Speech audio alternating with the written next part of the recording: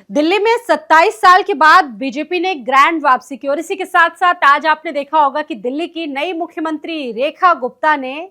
आज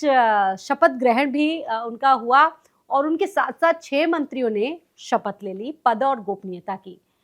आपने देखा होगा कि इससे पहले जब चुनाव हुए बहुत सारे मुद्दों पर ये चुनाव लड़े गए। आम आदमी पार्टी और बीजेपी के बीच मुख्य मुकाबला था और 27 साल के बाद जिस तरीके से बीजेपी ने एक बड़ी वापसी की है, जोरदार वापसी इसको कहा जा रहा है। और इसी के साथ रेखा गुप्ता जो कि शालीमार से पहली बार विधायक चुनी गई हैं और उन्होंने संगठन में भी कई महत्वपूर्ण पदों की जिम्मेदारी संभाली है। वो दिल्ली में कई बार पार्षद भी रह चुकी। फिलहाल आपको बता दें कि ये 27 साल के बाद बीजेपी ने जिस तरीके से जीत दर्ज की है, 10 दिन लग गए उनको मुख्यमंत्री बनते बनते। हालांकि बहुत सारे नाम थे जो हवा में सबसे ज्यादा चल रहे थे और ये माना जा रहा था कि प्रवेश वर्मा भी सबसे ज्यादा कद्दावर उम्मीदवार थे इस पद के लिए, लेकिन ऐन वक्त पर जिस तरह से रेखा गुप्ता का नाम आया, रेखा गुप्ता के नाम ने सभी को चौंका दिया। अब ये माना जा रहा है कि वो संघ की काफी खास है और संघ के हस्तक्षेप करने के बाद शायद बीजेपी ने अपना फैसला पलटा और इस वजह से रेखा गुप्ता प्रवेश वर्मा के ऊपर ज्यादा भारी पड़ गई। अब बड़ी बात यह है कि रेखा गुप्ता की नई सरकार जिन्होंने शपथ ले ली है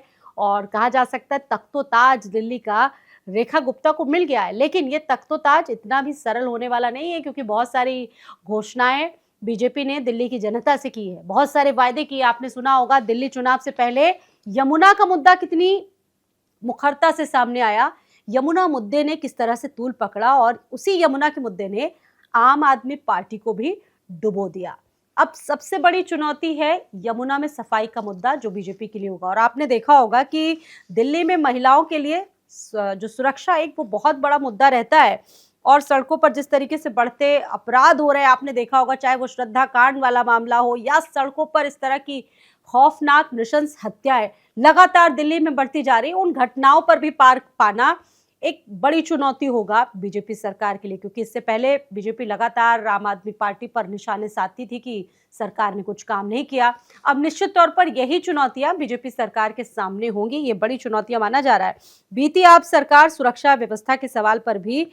केंद्र के नियंत्रण में थी, ऐसा कहकर बीजेपी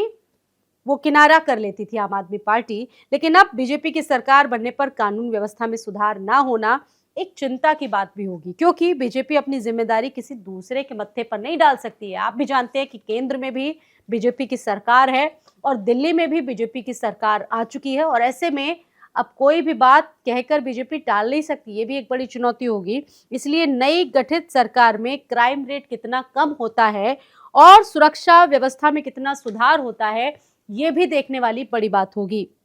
और इसके साथ साथ आपको बता दें कि कल्याणकारी योजनाओं को बखूबी पूरा करने की एक बड़ी चुनौती भी बीजेपी के कंधों पर होगी, क्योंकि बीते 2 विधानसभा चुनाव में अरविंद केजरीवाल ने सत्ता में वापसी करके सबको चौंकाया था और एक कहा जा सकता है कि कल्याणकारी योजना उनके नेतृत्व में चलाई जा रही थी। इसमें मुफ्त पानी, बिजली और मोहल्ला क्लिनिक में उपचार जैसे सरकारी स्कूलों में बेहतर शिक्षा जैसी चीजें शामिल थी। और बीजेपी ने भी अपने संकल्प पत्र में इसी तरह के कल्याणकारी उपायों का जिक्र किया है। बड़ी बात यह है कि इन 5 सालों में बीजेपी कितना काम कर पाती है, जो वादे उसने अपने घोषणा पत्र में किए